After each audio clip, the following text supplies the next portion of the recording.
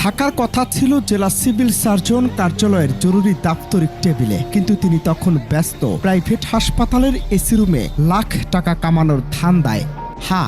সরকারি ডিউটি ফাঁকি দিয়ে প্রাইভেট ক্লিনিকে রোগী দেখার সময় হঠাৎ ক্যামেরার সাংবাদিক দেখে অলিম্পিকের অ্যাথলেটের মতো ফদুর দিলেন এক সরকারি চিকিৎসক। চাঁপাইনবাবগঞ্জ জেলা শহরের আরামবাগ এলাকায় চাঁপাই অ্যাপোলো হাসপাতালে ঘটে যাওয়া এই অবিশ্বাস্য লজ্জাজনক ঘটনার ভিডিও এখন সামাজিক যোগাযোগ মাধ্যমে ভাইরাল। হাতে নাতে ধরা খেয়ে একজন প্রথম শ্রেণীর সরকারি কর্মকর্তার এমন পলায়ন পরোপকারী চিকিৎসা পেশাকে যেমন প্রশ্নবিদ্ধ করছে, ঠিক সাধারণ মানুষের মনে জন্ম দিয়েছে তীব্র ক্ষোভ আর সমালোচনা।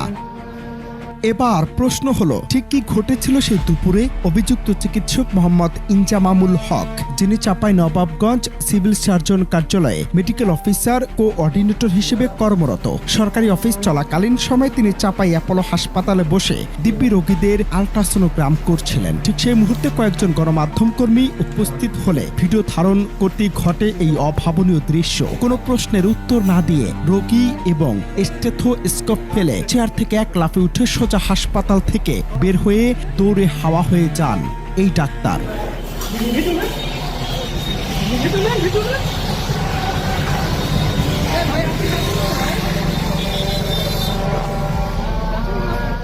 ঘটনা বেগতিক দেখে হাসপাতাল কর্তৃপক্ষ অবশ্য পুরো বিষয়টিকে ঢাকতে মাঠে নেমেছে। হাসপাতালের তত্ত্বাবধায়ক দাবি করেছেন এটি নাকি চিকিৎসকদের বিরুদ্ধে চলা কোনো এক সিন্ডিকেটের ষড়যন্ত্র এবং নিছকই সাংবাদিকদের সাথে একটু ভুল বোঝাবুঝি। এদিকে ঘটনার পর ফোন ও হোয়াটসঅ্যাপে নিখোঁজ থাকা ডাক্তার ইনজামামুল হক মাঝ রাতে তার ফেসবুক আইডিতে হঠাৎ পোস্ট দিয়ে বসেন, আলহামদুলিল্লাহ, সাংবাদিকদের সাথে ভুল বোঝাবুঝির সুষ্ঠু সমাধান হয়েছে। কিন্তু সাধারণ মানুষ প্রশ্ন তুলছে, যদি কোনো অপরাধই না করে থাকেন তবে ক্যামেরা দেখে কেন পালালেন? অন্যদিকে চাঁপাইনবাবগঞ্জের civil surgeon doctor AKM Shahab Uddin সাফ জানিয়ে দিয়েছেন, অফিস চলাকালীন সময় কোনোভাবেই প্রাইভেট হাসপাতালে চিকিৎসা দেওয়ার কোনো সুযোগ নেই। অভিযোগ পেলে তদন্ত সাপেক্ষে নেওয়া হবে কঠোর আইনি ব্যবস্থা। জনগণের টাকায় মোটা অঙ্কের বেতন পাওয়া এই চিকিৎসকদের প্রাইভেট প্র্যাকটিসের লোভ আর কতদিন সাধারণ মানুষের মৌলিক স্বাস্থ্য সেবাকে জিম্মি করে রাখবে?